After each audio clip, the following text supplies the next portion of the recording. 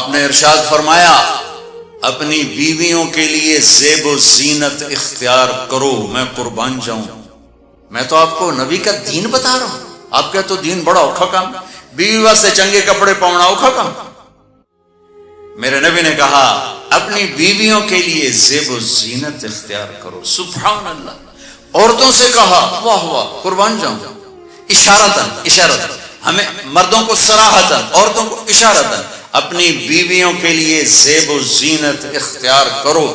بنو اسرائیل میں زنا اس لیے پھیلا کہ مردوں نے بیویوں کے لیے زیب و زینت چھوڑ دی تو وہ غیر مردوں کی طرف مائل ہو گئیں، اور پھر عورتوں کو فرمایا کہ خامدوں کے لیے تیار ہو۔ کیسے؟ آپ نے فرمایا جنت کی حور اپنے خامد کے لیے ایسے تیار ہوگی جیسے ام سلمہ میرے لیے تیار ہوتی ہیں۔ سبحان اللہ، سبحان اللہ۔ ابھی عورتوں نے شادی پہ جانا ہو تو بیچارے مرد دی مصیبت آئی ہوندی ہے، اودیاں ترائے جتیاں ترٹ جاندیاں نے کپڑے ڈھو ڈھو کے، اور خامد کے لیے تیار ہونا ہو تو انہوں موت پہ جاندی۔ اپنے خامدوں کے لیے تیار ہو ورنہ وہ اور عورتوں کی طرف مائل ہو جائیں گے۔ یہ اس میں خفیہ پیغام ہے۔ میرے نبی حیا والے ہیں، پاکیزہ زبان، پاکیزہ ذات۔ مردوں کو صراحتاً فرما دیا اپنی عورتوں کے لیے تیار ہوا کرو۔ بنو اسرائیل میں اس وجہ سے فحاشی پھیلی۔ اور پھر اشارت، جنت کی حور اپنے خامند کے لیے ایسے تیار ہوتی ہے جیسے ام سلمہ اللہ کے رسول کے لیے تیار ہوتی ہیں۔ جب حضرت فاطمہ رضی اللہ تعالیٰ عنہ کی شادی ہوئی اور نکاح ہو گیا اور رخصتی 1 ماہ بعد، 2 ماہ بعد، 6 ماہ بعد، 1 سال بعد یا فوراً، یہ ساری روایات ہیں، لیکن زیادہ صحیح ہے کہ کچھ عرصے بعد رخصتی تھی، فوراً نہیں تھی۔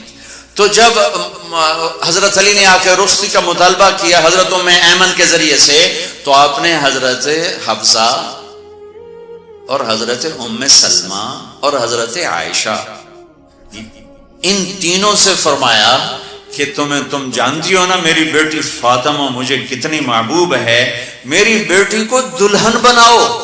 اللہ اکبر، میری بیٹی کو تیار کرو۔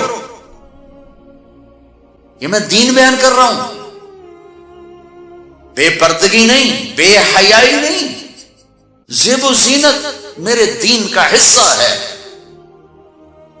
میرے نبی کی شریعت ہے۔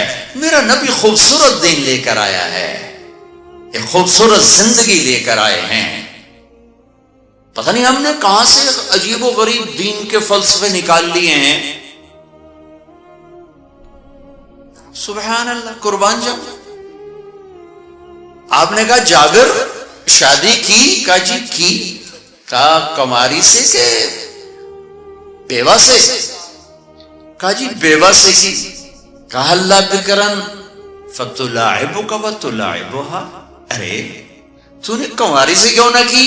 وہ تجھ سے کھیلتی تو اس سے کھیلتا۔ میں اپنا میرے نبی کا دین بیان کر رہا ہوں۔ آپ کیا سمجھنا صرف رمضان کے روزے رکھنا دین ہے؟ حضرت ہاں وہ دین ہے، بہت بڑا حصہ ہے دین کا۔ عبادت میرے دین کی بیس ہے، بیس ہل گئی تو ساری عمارت گر جائے گی۔ نماز نکل گئی، روزہ نکل گیا، زکوٰۃ نکل گئی، حج نکل گیا، پیچھے کیا رہ گیا؟ ساری عمارت ٹوٹ گئی۔ لیکن یہ بیس کو عمارت نہیں کہتے، ہاں بیس پر عمارت کھڑی ہوتی ہے۔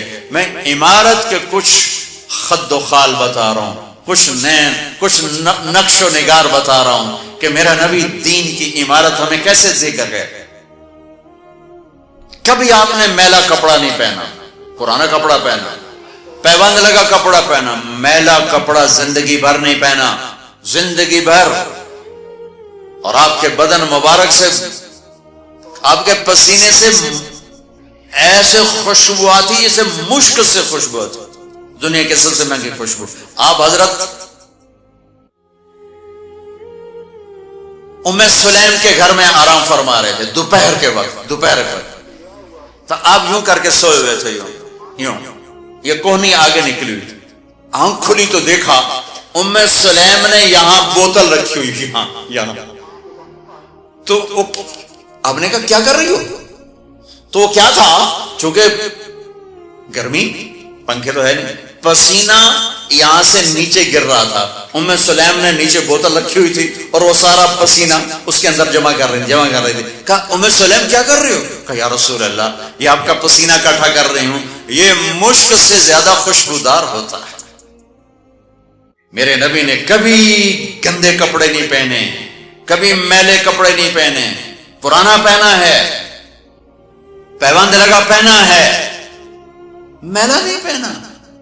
میرا دین یہ نہیں کہتا کہ ایسی شکل میں آ جاؤ کہ لوگ بھاگنے لگ جائیں.